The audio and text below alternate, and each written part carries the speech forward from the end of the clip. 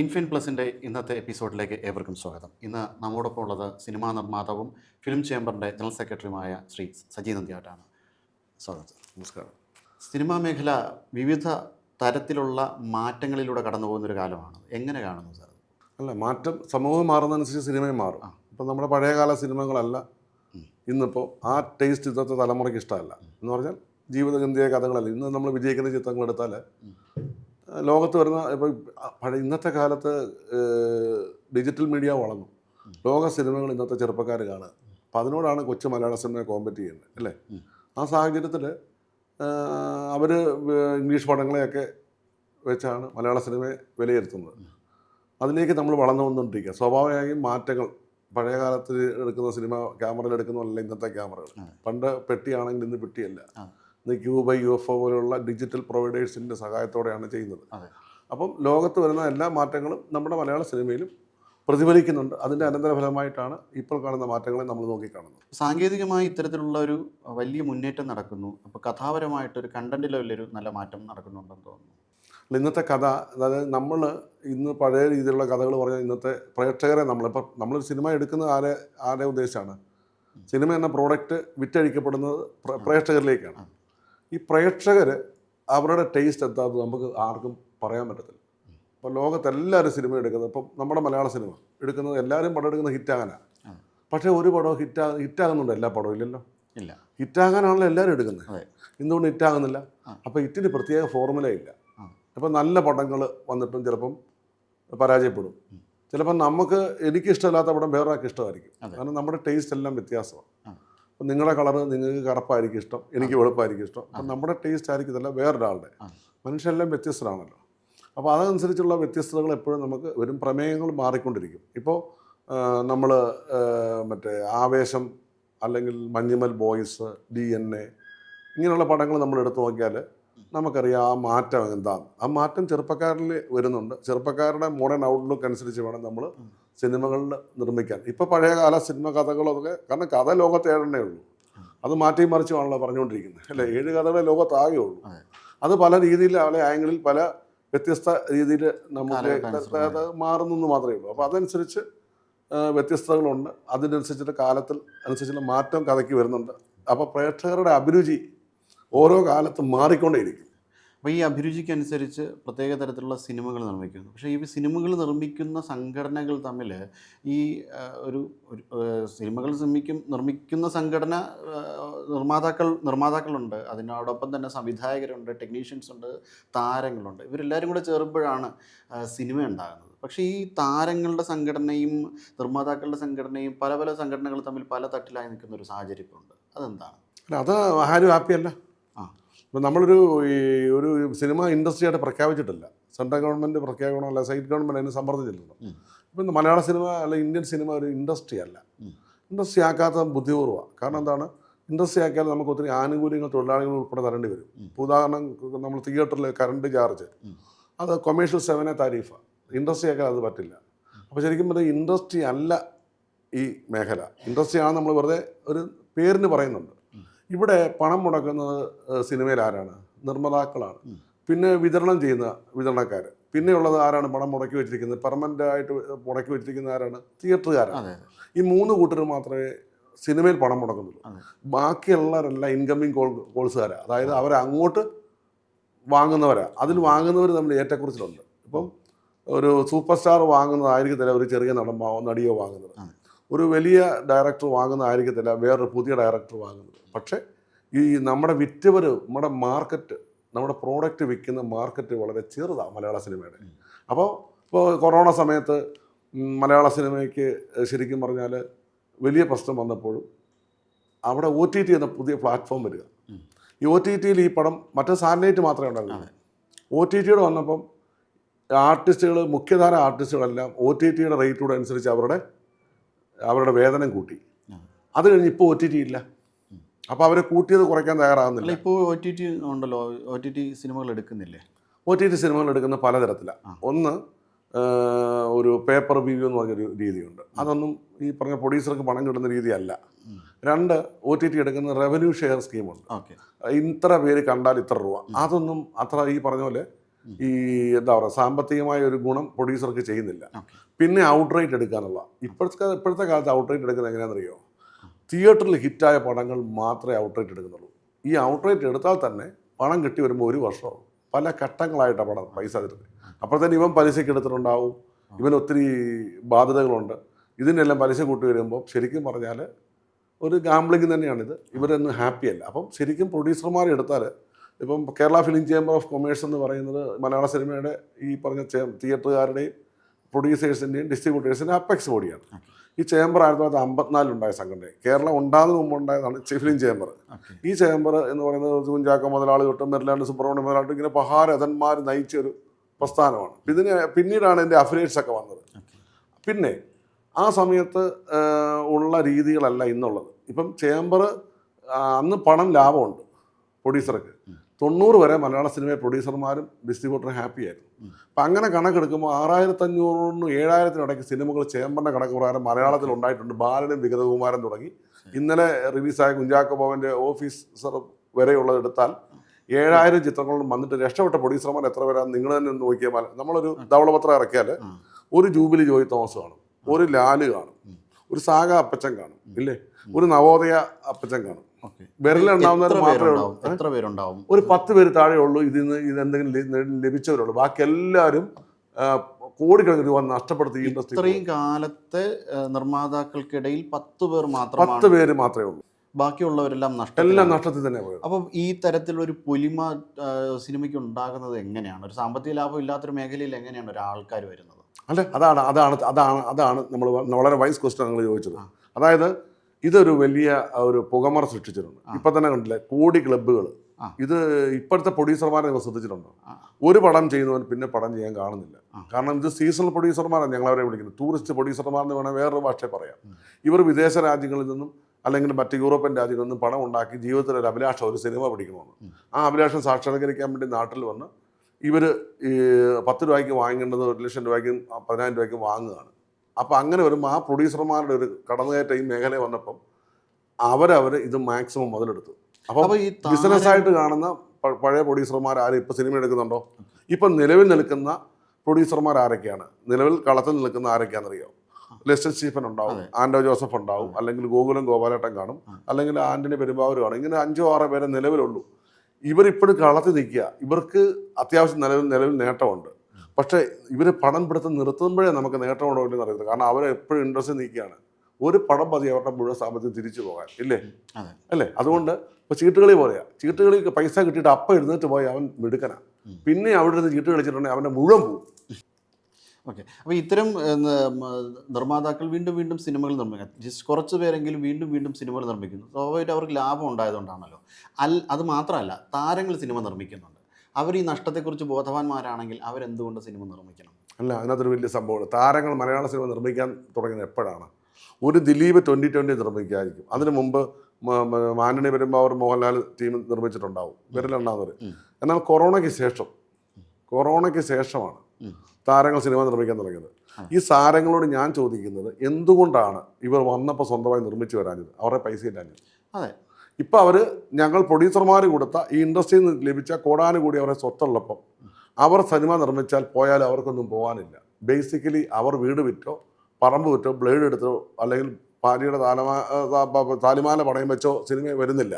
അവർ safe സോണിൽ നിന്ന് കളിക്കുകയാണ്. അല്ല, പക്ഷേ എങ്കിൽ തന്നെ ഒരാൾ ഒരു സ്വന്തം പൈസ അധ്വാനിച്ച പൈസയാണെങ്കിൽ കളയാൻ തയ്യാറാവില്ലല്ലോ. ലാഭം ഉണ്ടാക്കാൻ വേണ്ടിയിട്ടല്ലേ തയ്യാറാവുള്ളൂ. ആ മേഖലയിൽ ലാഭം ഇല്ലെങ്കിൽ എൻ്റെ കയ്യിൽ എത്ര രൂപ, കോടിക്കണക്കിന് രൂപ ഉണ്ടെങ്കിലും എൻ്റെ ഒരു കോസ്റ്റ് ബെനിഫിറ്റ് റേഷ്യോ അനുസരിച്ചല്ലേ ഞാൻ പൈസ മുടക്കുള്ളൂ. അതൊരു ചോദ്യമാണ്. പക്ഷേ ഞാൻ ചോദിക്കട്ടെ, ഇതിലിപ്പോൾ ഒരു താരത്തിൻ്റെ വേതനം സിംഹഭാഗവും ആ ഇൻവെസ്റ്റ്മെൻറ്റാണ്. അപ്പോൾ അഥവാ പടം പരാജയപ്പെട്ടാലും അവർക്ക് അധികം ഒന്നും പോകാനില്ല. കാരണം ഇതിൽ സിംഹഭാഗവും അവരുടെ വേജസ് ആയിട്ട് അവർ വേർത്ത പൈസയോ അല്ല അഭിനയിച്ചതിൻ്റെ ഒരു ഇതേ പോകുന്നില്ല, പണമായിട്ട് പോകുന്നില്ല. ഭൂരിപക്ഷ പൈസ അവർ സേഫ് സോണിൽ തന്നെ നിൽക്കുകയാണ്. പിന്നെ താരങ്ങൾക്ക് കയ്യിൽ കോടാനുകോടി രൂപ സമ്പാദ്യമുണ്ട്. ഇപ്പം നിങ്ങൾ തന്നെ ആലോചിച്ച് നോക്കുക. ഇപ്പം മലയാളത്തിലെ ലീഡിങ് സ്റ്റാറുകളുടെ വീടുകളിൽ ചെന്നാൽ നിങ്ങൾക്കൊരു 10-25 കോടി 30 കോടി രൂപയുടെ വാഹനം കാണാൻ പറ്റും. മലയാളത്തിൽ ഏതെങ്കിലും ഒരു പ്രൊഡ്യൂസറെ വീട്ടിൽ ചെന്നാൽ ബെൻസുകാർ എത്ര പേർക്കുണ്ട്? അത് ആലോചിച്ചാൽ മതി. ഇനി അടുത്തൊരു ഉദാഹരണം പറയാം. അമ്മ എന്ന് പറയുന്ന സംഘടനയുടെ ജനറൽ ബോഡി നടക്കുമ്പോൾ നിങ്ങൾ കണ്ടിട്ടുണ്ടാകും, ലോകത്തിലെ വില കൂടിയ എല്ലാ വാഹനങ്ങളും വന്ന് നിൽക്കും. എന്നാൽ ഇവർക്ക് പണം നൽകി ഇവരെ ആക്കിയ പ്രൊഡ്യൂസർമാരുടെ മീറ്റിങ്ങിന് ഓട്ടോറിക്ഷയിലും ബസ്സിലും ഒക്കെ വരുന്നതാണ് പ്രൊഡ്യൂസർമാർ ഇറങ്ങുന്നത്. ഓട്ടോറിക്ഷ, ബസ്, സാധാ വാഹനം, ഒരു ബെൻസ് പോലും കാണാനില്ല. ഈ ഒരു അന്തരത്തിൽ തന്നെ മനസ്സിലാകും ആരാണ് പണം ഉണ്ടാക്കിയവരെന്ന്. അപ്പോൾ ശരിക്കും പറഞ്ഞാൽ ഇതൊരു പഴയ ശീലിച്ചു പോകുന്നു. ഇവരുടെ ഡിമാൻഡ് ഇവർ തന്നെ പറഞ്ഞു. ഇവരുടെ ഡിമാൻഡ് ഇവരെങ്ങനെ നിർണ്ണയിക്കുന്നത് ഇവർക്ക് തന്നെ അറിയില്ല. ഒരാൾ എൻ്റെ അടുത്ത് പറയും, ഞാൻ 2 പടം കഴിഞ്ഞാൽ ഇപ്പം തന്നെ ക്യാരക്ടർ റോൾ ചെയ്യുന്ന പല നടന്മാരും വന്നിട്ട് 2 കോടി 3 കോടിയൊക്കെ ചോദിക്കുന്നത്. മാത്രമല്ല ക്യാരവാൻ സമയം ഒരു സെറ്റ് ചെന്നാൽ 20-25 ക്യാരവാനാണ്. ഇതെങ്ങനെയാണ് മുന്നോട്ട് പോകുന്നത്? പണ്ട് ക്യാരവാൻ ഉണ്ടോ? അന്ന് സൗഹൃദങ്ങളുണ്ടായിരുന്നു. ഈ പറഞ്ഞ പോലെ അവർ ഒരു തുണി മാറണമെങ്കിൽ പോലും ബാക്കിയുള്ളൊരു തുണി പിടിച്ചു കൊടുത്ത് അങ്ങനെ പഴയ സിനിമ ആൾക്കാരുടെ കഥകൾ നിങ്ങൾ കേട്ട് കാണും. ഇന്നത്തെ കാലത്ത് എങ്ങനെയാണ് ഒരു താരത്തിനോട് 5-10 പേര് വരിക? ഈ താരങ്ങൾക്ക് കൂടെ വരുന്നവർക്ക് പോലും സ്റ്റാർ റൂം വേണം, സ്റ്റാർ ഹോട്ടൽ റൂം വേണമെന്ന അവസ്ഥയിലേക്ക് മലയാള സിനിമ പോയില്ലേ? ഇനി ലാഭം, നിങ്ങൾ പറഞ്ഞ ലാഭം ഉണ്ടെന്ന് പറഞ്ഞല്ലോ. കഴിഞ്ഞതിന് മുമ്പത്തെ വർഷം 221 സിനിമ മലയാളത്തിൽ വന്നു. കഴിഞ്ഞതിന് മുമ്പത്തെ വർഷം 2022-23 കാര്യം ഞാൻ പറയുന്നത്. ഈ 223 സിനിമകളിൽ 4 മൊഴി മാറ്റിയ ചിത്രങ്ങൾ, 219 ഡയറക്റ്റ് മലയാള ഫിലിമാണ്. ഞാൻ ചേംബർ ജനറൽ സെക്രട്ടറി, എൻ്റെ കണക്കിരിക്കുന്നത്. ഞാനിത് പ്രോജക്റ്റ് സൈൻ ചെയ്തതാണ്. ഞാൻ സൈനിങ് അതോറിറ്റിയാണ്. ഞാനൊരു സ്റ്റുഡൻ്റ് എന്ന ഇത് പഠിച്ചുകൊണ്ട് പറയാം. അന്ന് വിജയിച്ച പടങ്ങൾ വെറും 13 പടമാണ് ആണല്ലോ. 1250 കോടി 2022-23 ഞങ്ങളുടെ മെമ്പർമാർക്ക് നഷ്ടം. ഈ പണം എവിടെ പോയി? പ്രേക്ഷകർ കൊണ്ടുപോയോ? ഈ പണം കൊണ്ടുപോയത് ഇവിടുത്തെ ചീഫ് ടെക്നീഷ്യന്മാർ, ഇവിടുത്തെ നടന്മാരുമാണ്. നിങ്ങൾക്ക് എന്താ സംശയിക്കുന്നത്? വേറെ ഞങ്ങൾ ആർക്കും കൊടുത്തില്ലല്ലോ, പ്രേക്ഷകർ കൊണ്ടുപോയില്ലോ. ഇവരുടെ കയ്യിലിരിക്കുന്ന പണം പ്രേക്ഷകർ കൊടുത്താലല്ലോ, ഞങ്ങളുടെ അംഗങ്ങൾ കൊടുത്തതാണ്. ഒരു സംശയം വേണ്ടല്ലോ. ഇനി അടുത്തൊരു കാര്യം ചോദിക്കട്ടെ, കഴിഞ്ഞ വർഷം വന്ന സിനിമകൾ എത്രയാണ്? 207. ഫിലിം ചേംബറാണോ അതിൻ്റെ ഫൈനൽ അതോറിറ്റി. 207 വിജയിച്ച പടങ്ങൾ എത്രയാണ്? 17 പടങ്ങൾ വിജയിച്ചു. കഴിഞ്ഞ വർഷം ഞങ്ങൾക്ക് നഷ്ടം എത്രയാണ്? 1000 കോടി രൂപ. ആർക്ക്? ഞങ്ങളുടെ അംഗങ്ങൾക്ക്. ഇത് 20% താഴെ മാത്രമാണ് വിജയിക്കുന്നത്. 15%, 12%. അതിനകത്ത് വിജയിച്ചു എന്ന് പറയാൻ പറ്റില്ല. ചില പടങ്ങൾ സൂപ്പർ ഹിറ്റ് ആയിട്ടുണ്ട്, ചിലത് ബ്രേക്ക് ഈവൻ ആകുക. ബ്രേക്ക് ഈവൻ എന്ന് പറഞ്ഞാൽ മുതലൂരുക എന്നാണ് അതിൻ്റെ മറ്റൊരു മലയാള ഭാഷ്യം. ഇതാണ് മലയാള സിനിമ ഇൻഡസ്ട്രിയുടെ രീതി. പിന്നെ ഒരു 2 കോടി രൂപ അല്ലെങ്കിൽ 3 കോടി രൂപ ആകും എന്ന് പറഞ്ഞ് ഇറങ്ങിയിട്ട് പടം തീരുമ്പോൾ 10 കോടിയാവും. മനസ്സിലായില്ലേ? അപ്പോൾ ഡയറക്ടർ, ഒരു പടം ചെയ്ത ഡയറക്ടർ, ഒരൊറ്റ ഉദാഹരണം ചോദിച്ചോട്ടെ. ഒരു നടൻ ആദ്യം വരുന്നു. ഈ നടനായത് എങ്ങനെയാണ്? ഒരു പ്രൊഡ്യൂസർ ചായം തേച്ചോ എന്ന് അനുവാദം കൊടുത്തിട്ടല്ലേ? ആണല്ലോ. പിന്നീട് ഇവർക്ക് എന്ത് കമ്മിറ്റ്മെന്റ് ഇൻഡസ്ട്രിയോടുണ്ട്? ഒരു ഒറ്റ പറഞ്ഞിട്ട് ചോദിച്ചു, 5 പടം വിജയിച്ചാൽ ഇവർ 5 കോടി രൂപ ആക്കും. അത് കഴിഞ്ഞ് ഇവരുടെ അടുപ്പിച്ചൊരു 4 പടം പൊട്ടും. അപ്പൊ ഈ 5 കോടി അവർ പോവോ? പോകത്തില്ല. 5 കോടി തന്നെ വേണം. 5 പടം വിജയിച്ചു, അപ്പൊ 5 കോടിയാക്കി. അത് കഴിഞ്ഞ് തുടരെ 5 പടം മാലപ്പടക്കം പോലെ പൊട്ടി, വീണ്ടും അവർ റേറ്റ് കുറയ്ക്കുമോ? അപ്പൊ വിജയിച്ചതിന്റെ പേരിൽ അവർ റേറ്റ് കൂടും, പരാജയത്തിന്റെ പേരിൽ അവർ റേറ്റ് കുറയ്ക്കാൻ തയ്യാറല്ല. അതായത് വിജയത്തിന് അവകാശമുണ്ട്, പരാജയം അനാഥനാണ്. അല്ല, പക്ഷെ അപ്പോൾ നമ്മൾ ഇത്തരം താരങ്ങൾ, ഇത്തരം വലിയ റെമ്യൂണറേഷൻ വാങ്ങിക്കുന്ന താരങ്ങളെ ഒഴിവാക്കിക്കൊണ്ട്, കണ്ടന്റ് ആണല്ലോ ലക്കി.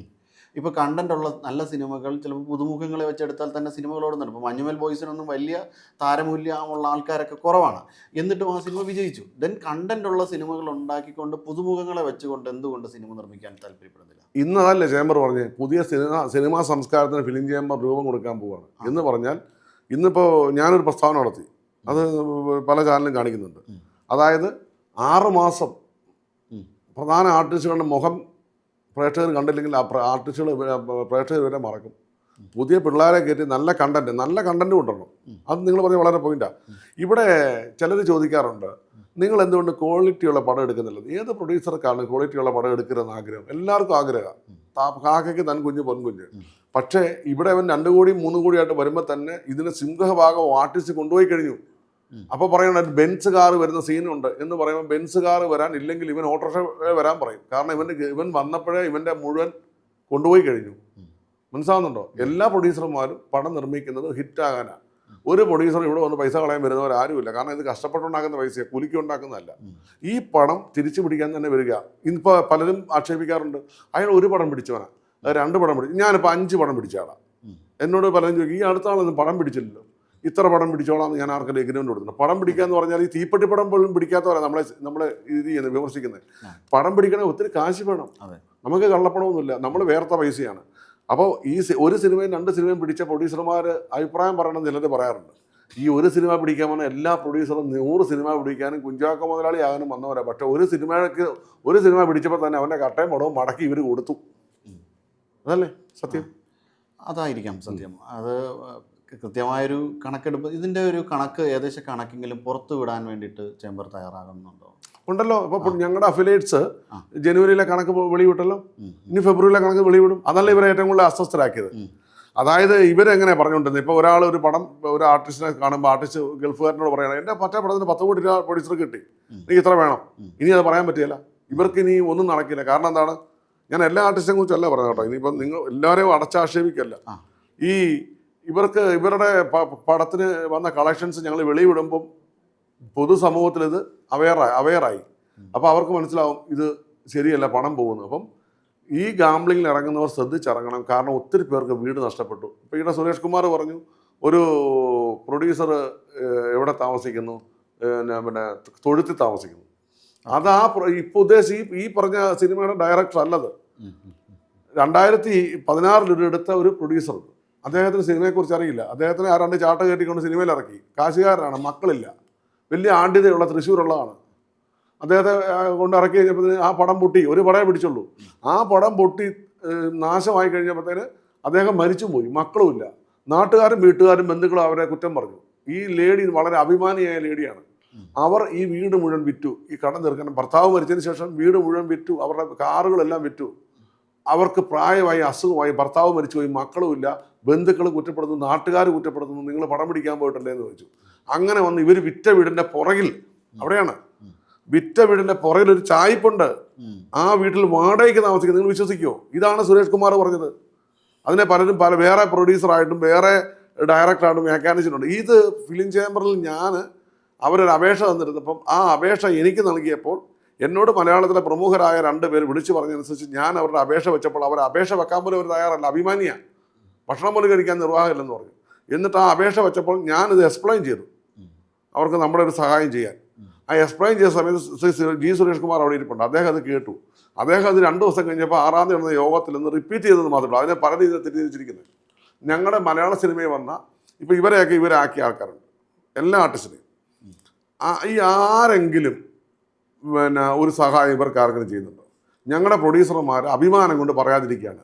ഭക്ഷണം കഴിക്കാത്തവരുണ്ട്, വീട് ജപ്തി ചെയ്ത് പോയവരുണ്ട്, ബാങ്കിൽ കടമുള്ളവരുണ്ട്, മക്കളെ പഠിപ്പിക്കുന്ന നിർവാഹമില്ലാത്തവരുണ്ട്. ഇവരാക്കിയവർക്ക് വേണ്ടി നാട്ടിൽ നടന്ന് ചാരിറ്റി നടത്തുന്നുണ്ടല്ലോ. ഇവരെന്തുകൊണ്ടാണ് ഇവരാക്കിയ പ്രൊഡ്യൂസർക്ക് 1 ലക്ഷം രൂപ കൊടുക്കാത്തത്? ഞാൻ ചോദിക്കട്ടെ, രജനീകാന്ത് പടം പൊട്ടിയാല്, നസീർ സാറ്, പ്രേം നസീർ പടം പൊട്ടിയാൽ എന്ത് ചെയ്യും? പിറ്റേ ദിവസം വിളിച്ചൊരു ഡേറ്റ് കൊടുക്കും ഫ്രീ ആയിട്ട്, അല്ലേ? ഇപ്പം ടോവിനോ ഒരു ഡേറ്റ് ഞങ്ങളെ മറ്റേ രാജു മല്യത്തിന് കൊടുത്തെന്ന് പറഞ്ഞു. നല്ല കാര്യം, ഞങ്ങളത് അംഗീകരിക്കുന്നു. അപ്പം അതുപോലെയുള്ള കാര്യങ്ങൾ ചെയ്യാൻ ഇവർ പ്രാപ്തരാണ്. നമുക്കൊരു കാര്യം മനസ്സിലാണ്, കൊടുക്കുന്നവനും വാങ്ങുന്നവനും അറിയണം, അല്ലേ? നമ്മൾ മനസാക്ഷിയുള്ളവരായിരിക്കണം, അല്ലേ? അപ്പോൾ പണം പൊട്ടിയ തിരിച്ചുകൊണ്ട് 1 ലക്ഷം രൂപ പോലും, ഒരു 5 കോടി രൂപ മേടിച്ച ഒരു നടൻ, ആ പടം പൊട്ടിപ്പോയെന്നിരിക്കട്ടെ, ആ പ്രൊഡ്യൂസർക്ക് 1 കോടി രൂപ തിരിച്ചു കൊടുക്കാൻ മേലെ. ആ തിരിച്ചു കൊടുക്കാൻ പറ്റാത്ത മനസാക്ഷി ഇല്ലാത്തവരാണ് വെളിയിലിറങ്ങി നാട്ടുകാരെ കാണുക, യൂട്യൂബേഴ്സിനെയും സോഷ്യൽ മീഡിയയിലും ഇവരൊരു മറ്റേ ആർക്കെങ്കിലും ഒരു 10,000 രൂപ കൊടുത്തിട്ട് 10 കോടി രൂപയുടെ ഇത് മേടിക്കും, അത് അനുകമ്പ മേടിക്കും. അല്ല, ഈ അമ്മ തന്നെ ഒരുപാട് ആൾക്കാരെ സപ്പോർട്ട് ചെയ്യുന്നുണ്ട്, ഒരുപാട് ആൾക്കാർക്ക് പെൻഷൻ കൊടുക്കുന്നുണ്ടെന്ന് താങ്കൾ തന്നെ നേരത്തെ അഭിപ്രായപ്പെട്ടു. അപ്പോൾ അത്തരത്തിലൊരു ചാരിറ്റികളും ചെയ്യുന്നില്ലേ? ഉണ്ട്. അതായത് അമ്മ എന്ന് പറയുന്നത് 500 പേരോടുള്ള സംഘടനയാണ്. ആ സംഘടന ജോലിയുള്ള ഒരു 60-70 പേരേ ഉള്ളൂ. ബാക്കിയുള്ള ആർട്ടിസ്റ്റുകൾക്ക് അവർ കൊടുക്കുന്ന നല്ല കാര്യമല്ലേ അത്? ഞങ്ങൾ കൊടുക്കുന്നുണ്ട്, ചേംബർ കൊടുക്കുന്നുണ്ട്. ഇന്ന് ചേംബർ കൊടുത്തത് എനിക്ക് തോന്നുന്നൊരു 1.5 ലക്ഷം രൂപ ഇന്ന് ചാരിറ്റി കൊടുത്തിട്ടുണ്ട്. ഇന്ന് ചേംബർ പ്രൊഡ്യൂസർ അസോസിയേഷൻ കൊടുക്കുന്നുണ്ട്. നിങ്ങൾ വന്ന് കണക്ക് നോക്കൂ. ഇന്ന് മറ്റേ അതെല്ലാം ഞങ്ങളുടെ മെമ്പർമാർക്കാ. പിന്നെ ഞങ്ങളുടെ മെമ്പർ അല്ലാത്തവർക്ക് ഡയാലിസിസ് ചെയ്യുന്ന കൊടുത്തിട്ടുണ്ട്. ഒരു അപേക്ഷ വന്നിട്ട് 10 പേർക്ക് ഡയാലിസിസ്. ഇപ്പം ഞാനത് ചെക്ക് ഒപ്പിട്ട് വന്നിട്ടാണ് സംസാരിക്കുന്നത്. പിന്നെ അമ്മ കൊടുക്കുന്ന അവരുടെ കലാകാരന്മാരായി അവർ വലിയ കാശുകാരല്ല. അമ്മയ്ക്കകത്ത് എല്ലാവർക്കും എതിരെ ഞങ്ങൾ അമ്മയ്ക്കെതിരെ സമരമില്ലല്ലോ. ഞങ്ങൾ 5-10 പേര് ഇങ്ങനെ റേറ്റ് കുറയ്ക്കണമെന്നല്ലേ പറഞ്ഞു, ന്യായമല്ല പറഞ്ഞു. ഞങ്ങളല്ലാതെ ഇവരെ ഇപ്പോൾ കൊന്നുകളയുന്നൊന്നും ഞങ്ങൾ പറഞ്ഞില്ലല്ലോ. ഞങ്ങൾ അമ്മയ്ക്കെതിരെ സമരം നടത്തിയോ? അല്ലെ ഫെഫ്കയിലെ തൊഴിലാളികൾക്കെതിരെ ഞങ്ങൾ, പാവപ്പെട്ട തൊഴിലാളികൾക്ക് ഇന്ന് വരെ ഞങ്ങൾ അവരുടെ പിച്ചത്തട്ടി കൈയിടാൻ പോയിട്ടില്ല. അവർക്ക് എല്ലാ പ്രാവശ്യവും 3 വർഷം കൂടുമ്പം 10% അവരുടെ വേജസിൽ എൻഹാൻസ്മെന്റ്സ് വരുത്തുന്നവരാണ് ഞങ്ങൾ. അതൊരു എഗ്രിമെന്റ് ഉണ്ട് അവിടെ, റിട്ടേൺ എഗ്രിമെന്റ്. ഇതിൽ കുറച്ച് പേര് മാറി നിൽക്കുന്നുണ്ടല്ലോ. അവരെയും കൂടി ഒരു സമവായത്തിലെത്തി, താരങ്ങളുമായി ഒരു സമവായത്തിലെത്താൻ വേണ്ടിയിട്ടൊരു ശ്രമം നടത്തിയിട്ടുണ്ടോ? ഒരു സമവായമല്ല. ഞങ്ങളിപ്പം ഞങ്ങളുടെ ഈ ഇൻഡസ്ട്രിയിൽ ഇത്രയും കോടാനുകൂടി നഷ്ടപ്പെടും. ഞങ്ങളുടെ പ്രൊഡ്യൂസർമാരെ കണ്ണീരും കൈയായിട്ട് നടക്കുമ്പോൾ ഞങ്ങളുടെ ഡിസ്ട്രിബ്യൂട്ടർ, തിയേറ്ററുകാർക്ക് രക്ഷയില്ല. തിയേറ്ററുകളെല്ലാം ജപ്തിയിലും ലോൺ അടയ്ക്കാനും മേലാതെ ഒക്കെ നിൽക്കുക. നിങ്ങൾ ആലോചിച്ച് നോക്കി, ഇത്രയും ഒരു ഇൻഡസ്ട്രിയിൽ ഗവൺമെൻറ് ഒരു സഹായം ചെയ്യുന്നില്ല. ഡബിൾ ടാക്സ് ഇന്ത്യയിൽ 2 സ്റ്റേറ്റിലേ വാങ്ങുന്നുള്ളൂ, തമിഴ്നാടും കേരളത്തിലും. തമിഴ്നാട് പിന്നെ സിനിമയ്ക്ക് ഒത്തിരി ഇത് ചെയ്യുന്നുണ്ട്. കേരളത്തിൽ ഞങ്ങൾക്ക് ഒരു ആനുകൂല്യം ഗവൺമെൻറ്റിൽ നിന്ന് കിട്ടുന്നുണ്ടോ? ഒന്നും കിട്ടുന്നില്ല. ഗവൺമെൻറ്റിൽ നിന്ന് എന്ത് ആനുകൂല്യം എന്ന് പറഞ്ഞ് ഒരു ആനുകൂല്യമില്ല. ഈ അടുത്ത നാൾ ഗവൺമെൻറ് ഒരു പണിയുണ്ട് ചെയ്തു. ഗവൺമെൻറ് സ്ഥാപനങ്ങളിൽ ഷൂട്ടിംഗ് വെച്ചാൽ അതിന് പഴയ റെൻറ്റ് 100% ഇരട്ടിപ്പിച്ചു. പിന്നെ എന്താ ചെയ്തിരിക്കുന്നത് പറയൂ? ഒന്നും ചെയ്തില്ല. Double taxation. ഇവർക്ക് നമ്മുടെ ഇത് സാംസ്കാരിക പെൻഷൻ കൊടുക്കുന്നുള്ളത് പറഞ്ഞു. ഈ പെൻഷൻ ഞങ്ങൾ പിരിച്ചു കൊടുക്കുന്നത് 5 രൂപയിൽ നിന്ന് 1 രൂപ പെൻഷൻ ഫണ്ടിലേക്ക് ബാക്കി 2 രൂപ ഇവരും എടുക്കുക ഗവൺമെൻറ്. ഞങ്ങൾക്ക് എന്താ പറയുന്നത്? കോൺട്രിബ്യൂട്ടർ ചെയ്യണം അത്. അത് ഓരോ പ്രേക്ഷകരും ഞങ്ങളുടെ സിനിമയ്ക്ക് വരുന്നവർ കൊടുക്കുന്നതാണ്. അതിൽ നിന്ന് 1 രൂപ പെൻഷൻ എടുത്തിട്ട് 2 രൂപ തിയേറ്ററുകാർക്ക് 2 രൂപ ഗവൺമെൻറ് കൊടുക്കുകയാണ്. മനസ്സിലായില്ലേ? അവിടെ എവിടെയാണ് പ്രൊഡ്യൂസർക്ക് നീതിയുള്ളത്? അപ്പം ഒരു രാജ്യത്തെ ഗവൺമെൻറ് നമ്മൾ സ്വാഭാവികമായും ഗവൺമെൻറ്റിൻ്റെ എതിരെ എന്തെങ്കിലും കേസ് ഉണ്ടെങ്കിൽ നമ്മൾ കോടതിയിലല്ലേ പോകാറ്. എന്തുകൊണ്ട് നിങ്ങൾ കോടതിയിൽ പോകാൻ? അല്ലല്ല, കോടതിയിൽ പോയി ഗവൺമെൻറ് ഇന്ന ആനുകൂല്യം കൊടുക്കണമെന്ന് പറയാനുള്ള ലീഗൽ ആസ്പെക്ട് നമ്മൾ ആനുകൂല്യം കൊടുക്കണമെന്നല്ല, നിങ്ങൾക്ക് നേരെ വരുന്ന ടാക്സ് ബോർഡൻ, നിങ്ങൾക്ക് വഹിക്കാൻ പറ്റാത്തതിന് മുകളിലുള്ള ടാക്സ് ബോർഡൻ നിങ്ങളുടെ മുകളിലേക്ക് കെട്ടിവെച്ച് കഴിഞ്ഞാൽ പൗരന്മാരെന്ന നിലയിൽ സ്വാഭാവികമായ നീതിക്ക് നിങ്ങൾക്കും ഒരു സാധ്യതയുണ്ടല്ലോ. അല്ല, അത് നമുക്ക് അതേക്കുറിച്ച് നമ്മൾ കുറച്ചുകൂടെ ആലോചിച്ച് ചെയ്യണം. കാരണം ഡബിൾ ടാക്സേഷൻ നടത്തുന്നത് one nation one country. GST 2017 July 1 നിലവിൽ വന്നു. അപ്പോൾ 1 ടാക്സ് 1 നേഷനാണ്. പിന്നെ ഡബിൾ ടാക്സ് ഇതിൻ്റെ മേലിൽ എടുക്കുന്നത് എന്തുകൊണ്ടെന്ന് ഞങ്ങൾ കേന്ദ്രത്തിനും കൊടുത്തു. ഞങ്ങൾക്ക് ശാശ്വതമായ മറുപടി നൽകിയിട്ടില്ല. സിനിമ എന്ന് പറഞ്ഞ മേഖല ഒരു വെള്ളാനെ ആക്കിയിരിക്കുകയല്ല. എത്ര ശതമാനം പേരുടെ പിന്തുണയുണ്ട് അപ്പോൾ ഈ മേഖലയിൽ നിന്നുള്ള? ഞങ്ങളുടെ ആൾക്കാരല്ല ഞങ്ങൾക്ക് പിന്തുണയാണ്. അല്ല, പക്ഷെ അതിൽ മാറി നിൽക്കുന്ന ഒരുപാട് ആൾക്കാർ. അല്ല, അത് ഇപ്പോൾ എവിടെ ഉണ്ടല്ലോ, എവിടെ ഒറ്റുകാരുണ്ടല്ലോ. ഒറ്റുകാരില്ലാത്ത സ്ഥലമുണ്ടോ? ഞാൻ ചോദിക്കട്ടെ, ഏത് രാഷ്ട്രീയ പാർട്ടിയിലും ഒറ്റുകാരില്ലാത്ത? എല്ലാം ഒറ്റുകാരുണ്ടാവും. പക്ഷെ ഭൂരിപക്ഷം ഇപ്പോഴത്തെ ചേംബറിൻ്റെ പേരിൽ പ്രൊഡ്യൂസേഴ്സ്, ഡിസ്ട്രിബ്യൂട്ടേഴ്സ്, തിയേറ്ററുകാരെല്ലാം ഒറ്റക്കെട്ടായിട്ട് നിന്നിരിക്കുകയാണ്. അതിൽ എല്ലായിടത്തും ചിലപ്പോൾ അങ്ങനെ കാണും, അവസരങ്ങൾ കാണും. അവരോടെ കൂട്ടി തീർത്തും അല്ലെങ്കിൽ ഭൂരിപക്ഷ അഭിപ്രായത്തെ മാനിക്കാതിരിക്കാൻ ആർക്കും പറ്റില്ലല്ലോ. സാർ, എന്നെ ഇപ്പോൾ അഭിപ്രായമുണ്ട്. ഇപ്പം നേരത്തെ തന്നെ WCC ഉൾപ്പെടെയുള്ള സംഘടന equal pay for equal work എന്നുള്ളൊരു കാര്യമായിട്ടുണ്ട്. ഇപ്പോൾ സ്വാഭാവികമായിട്ടും പല ആൾക്കാരും പറഞ്ഞൊരു കാരണം ഇതൊരു മാർക്കറ്റ് ബേസ്ഡ് ആയിട്ടുള്ള എക്കണോമിയാണ്. മാർക്കറ്റ് ബേസ്ഡ് ആയിട്ടുള്ള എക്കണോമി ആകുമ്പോൾ സ്വാഭാവികമായിട്ടും ഇത് ഉണ്ടാവാൻ സാധ്യതയില്ലേ? അല്ല, ലേഡി പ്രൊഡ്യൂസർ, ഞാൻ ചോദിക്കട്ടെ, ഒരു പ്രൊഡ്യൂസർ പണം ഇറക്കുമ്പോൾ ശ്രീ മോഹൻലാൽ അഭിനയിക്കുന്നു, അതിനോടൊപ്പം ഒരു നടി, ആ നടി എന്ന് പറയുന്ന ആൾ പ്രസക്തമല്ല. കാരണം നമ്മുടെ ഇൻഡസ്ട്രി ഒരു മെൻ ഓറിയന്റഡാണ്.